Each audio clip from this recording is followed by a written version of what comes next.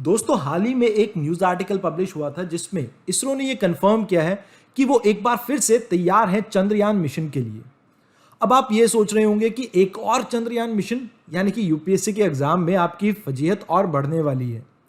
इसके बारे में आपको धीरे धीरे कर कर कुछ इंफॉर्मेशन मिलती रहेगी, क्योंकि आने वाले एक साल तक ये लगभग आपका न्यूज़ में रहने वाला है, क्योंकि जून में इस मिशन को लॉन्च किया जाएगा। अब आज के इस वीडियो में हम जानेंगे चंद्रयान मिशंस के बारे में, यानी कि 1 और 2 और 3 में क्या रहने वाला है।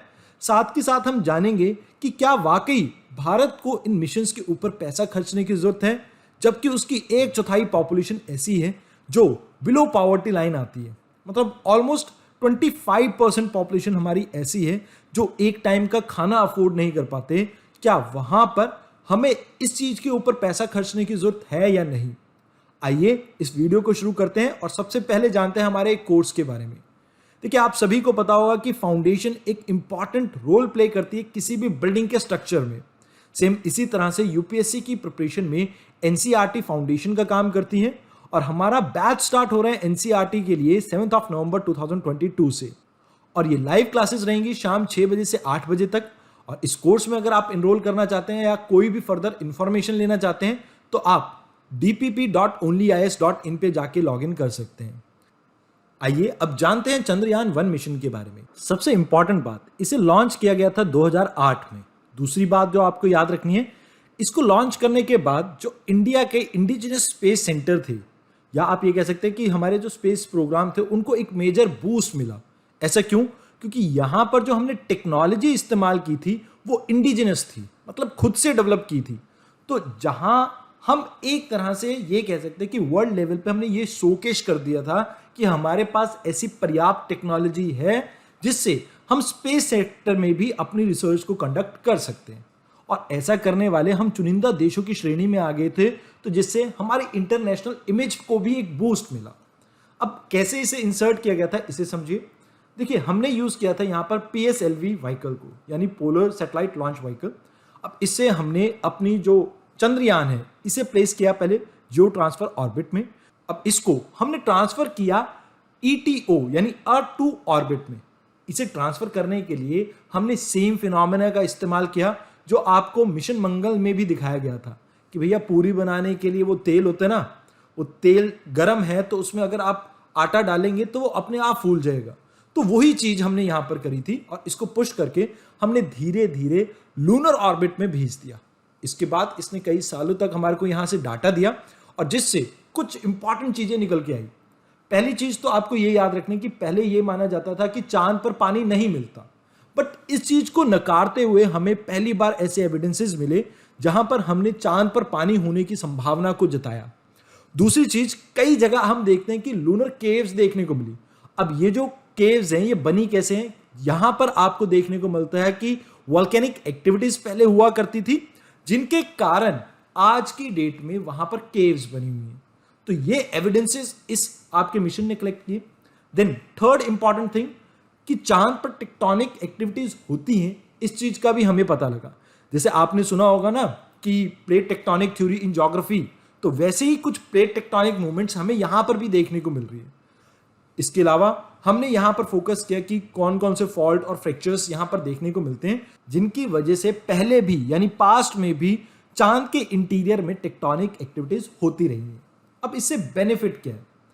देखिए, हम जब भी स्पेस में कोई रिसर्च कंडक्ट करते हैं तो हमारा एक उद्देश्य यह होता है कि कैसे अर्थ की फॉर्मेशन हुई, हम इसके बारे में जान सकें। तो अगर हम चांद के बारे में जान सकेंगे तो इससे हमें उस चीज को जानने में काफी हेल्प मिल सकती है। दूसरी चीज, हम ये जानना चाहते हैं कि किस तरह से एटमॉस्फेयर की फॉर्मेशन हुई, सो दैट लाइफ की पॉसिबिलिटीज को हम अदर प्लैनेट पे भी एक्सप्लोर कर सकें। तो तीसरी बात यहीं पर यह आ जाती है कि एटमॉस्फेयर बनने की प्रक्रिया को हम जान रहे थे, तो हम ये भी जानना चाहते हैं कि क्या लाइफ कहीं और पॉसिबल है हमारे सोलर सिस्टम में या उसके बियॉन्ड, जिससे कि हम किसी भी ऐसी परिस्थिति में पहुंचते हैं जहां पर ह्यूमन लाइफ को कुछ डेंजर है अर्थ के ऊपर, तो हम अपनी सेटलमेंट को किसी दूसरे प्लैनेट या मून पे शिफ्ट कर सके। तो यहां पर इन्हीं चीजों के बारे में ये लूनर मिशन भेजा जाता है। अब इसके बाद आता है आपका चंद्रयान 2। इसमें कुछ इंपॉर्टेंट चीजें हैं जो आपको ध्यान रखनी है। इस मिशन को लॉन्च किया गया था लगभग 11 साल बाद आपके पहले चंद्रयान मिशन के, यानी वो 2008 में हुआ था, तो ये 2019 में हुआ था जुलाई मंथ में। और इसको लॉन्च करने के लिए हमने जो सैटेलाइट व्हीकल यूज किया था दैट वाज GSLV, यानी कि जियो सिंक्रोनस लॉन्च व्हीकल। अब आप ये सोच रहे होंगे कि इन दोनों में फर्क क्या होता है। ठीक है, हाइट डायमेंशन का फर्क तो आप सभी को पता ही हो शायद, लेकिन मैं आपको थोड़ा बहुत आइडिया देना चाहूंगा यहाँ पे। जैसे अगर बात की जाए PSLV की और GSLV की, तो आपको कुछ एक बातें जो हैं ध्यान में रखनी चाहिए। पहली बात, पहली जो फ्लाइट ली गई थी PSLV की दैट वाज इन 1993। इसके अलावा GSLV की पहली जो फ्लाइट थी वो 2001 की है। अगर हम बात करें जो PSLV है, ये अर्थ ऑब्जर्वेशन या रिमोट सेंसिंग सैटेलाइट्स को लगभग जो कि 1700 किलोग्राम की हों उनको सन सिंक्रोनस या पोलर ऑर्बिट में डाल सकता है। अब अगर आपको नहीं पता कि पोलर ऑर्बिट कितनी हाइट पे रहती है, तो आपको याद रखना है कि ये 600 से 900 किलोमीटर की हाइट तक इतने वजन को पहुंचा सकता है। अब अगर GSLV की बात की जाए तो ये ऑब्जेक्ट्स को जियो सिंक्रोनस ट्रांसफर ऑर्बिट में प्लेस कर सकता है, जो कि 36,000 किलोमीटर की हाइट पे। तो यानी यहां पर आप देखिए कि दोनों के अंदर वेट उठाने का भी डिफरेंस है। अगर आप बात करते हैं कि पोलर ऑर्बिट में ये मच हैवियर ऑब्जेक्ट को प्लेस कर सकता है, वेयर एज जो पोलर सैटेलाइट व्हीकल है ये आपका, ये कहीं ना कहीं इतने ज्यादा वजन को भी नहीं उठा सकता और ये ज्यादा हाइट तक भी नहीं जा सकता। अब दोनों में स्टेजेस की बात की जाए तो GSLV में 3 स्टेजेस होती हैं, वेयर एज PSLV में 4 स्टेजेस होती हैं। अगर GSLV की स्टेजेस की बात की जाए तो इसकी 3 स्टेजेस रहती हैं। पहली सॉलिड, दूसरा विकास इंजन है और तीसरा आपका क्रायोजेनिक इंजन है। तो इन तीनों स्टेजेस को आपको याद रखना है। कई बार यूपीएससी आपसे क्वेश्चन पूछ सकता है इसके बारे में। वेयर एज 4 स्टेजेस की बात की जाए PSLV की, तो यहां पे आपको याद रखना है कि इसकी पहली और तीसरी स्टेज जो है वो सॉलिड रहती है और दूसरी और चौथी स्टेज जो है वो लिक्विड रहेगी। That is the most important thing that you have to remember about PSLV and GSLV। Now let us come back to our topic. अब यहां पर आपको समझना होगा कि इसमें हमने जिन जिन लोकेशन पे ये ट्रेस किया था कि वाटर मिल रहा है, हम उसके ऊपर और बारीकी से जांच करना चाहते थे।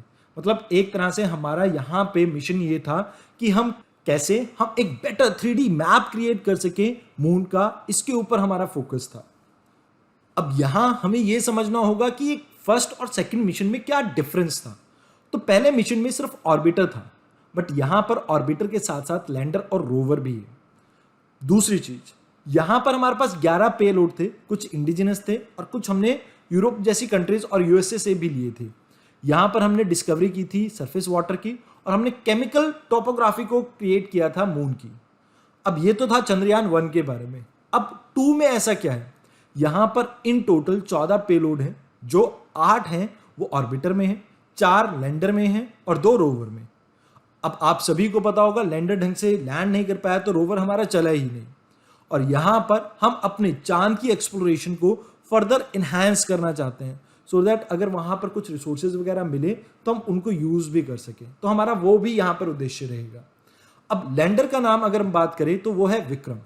ये एक स्टेशनरी ऑब्जेक्ट रहेगा जो कि मून के एटमॉस्फेयर को स्टडी करेगा और साथ के साथ वहां से निकलने वाली सिस्मिक तरंगों को भी, यानी अर्थक्वेक वगैरह आता है वहां पे तो उसको ऑब्जर्व करेगा।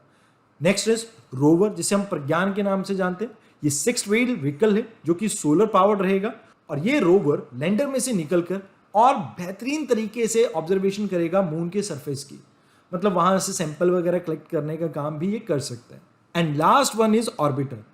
यहां पर इन टोटल मैंने आपको बताया था 8 इंस्ट्रूमेंट हैं, लेकिन 8 में से 7 ऐसे हैं जो लगभग 1 साल तक ऑपरेशन में रहेंगे। तो यहां इससे हमें एक बेटर इमेज मिल सकती है पूरे मून की। अब ऐसा मैं क्यों कह रहा हूं, क्योंकि ये जो लैंडर है और रोवर है ये ऑलमोस्ट 14 दिन के लिए ही ऑपरेट करेंगे, जितने दिन यहां पर हम कहते हैं मून पे जितने टाइम यहां पर सनलाइट विजिबल रहती है। आइए अब जान लेते हैं चंद्रयान 3 के बारे में। अब देखिए इसके बारे में अभी तक हमारे को इतना पता लगा है कि नेक्स्ट ईयर जून में इसे लॉन्च किया जाएगा। अब लॉन्च कौन सी डेट को किया जाएगा वो धीरे धीरे फाइनलाइज होगी। इसको लॉन्च करने के लिए जो व्हीकल यूज किया जाएगा वो है लॉन्च व्हीकल मार्क 3। साथ के साथ यहां पर यह भी पता लगा है कि जो हमारा चंद्रयान 3 मिशन है वो रेप्लिका नहीं है, यानी डुप्लीकेट नहीं है आपके चंद्रयान 2 का, बट यहां रोवर की कंफर्मेशन है that there will be a rover, उसका क्या नाम रहेगा विद टाइम हमें पता लगेगा। एंड इसका जो इंजन रहेगा वो डेफिनेटली प्रीवियस वर्जन से थोड़ा डिफरेंट रहेगा। अब यहां पे यही सब बातें थी जो आपको याद रखनी है। आइए अब जानते हैं कि इन बड़े बड़े स्पेस मिशन को भेजकर हमें बेनिफिट क्या हो सकता है। देखिए, आप सभी जानते हैं कि इंडिया बहुत सी चीजों में इंपोर्ट करता है, बट यहां पर इंडिया को सेल्फ रिलायंट बनाने के लिए स्पेस सेक्टर का डेवलपमेंट जरूरी है। अब जब हम मिशंस को भेजते हैं तो इससे इंटरनेशनल मार्केट में हमारी एक इमेज या ब्रांड क्रिएट होता है।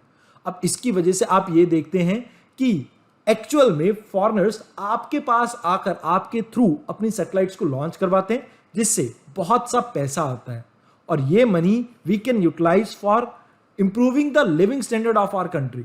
तो यहां आपको यह समझना होगा कि गवर्नमेंट का यहां पर मकसद सिर्फ इन मिशन को लॉन्च करना नहीं है, कोशिश ये भी है कि हम कैसे इन मिशन को लॉन्च करके आगे चलकर कमाई भी कर सकें। तो आज के इस वीडियो में इतना ही, धन्यवाद।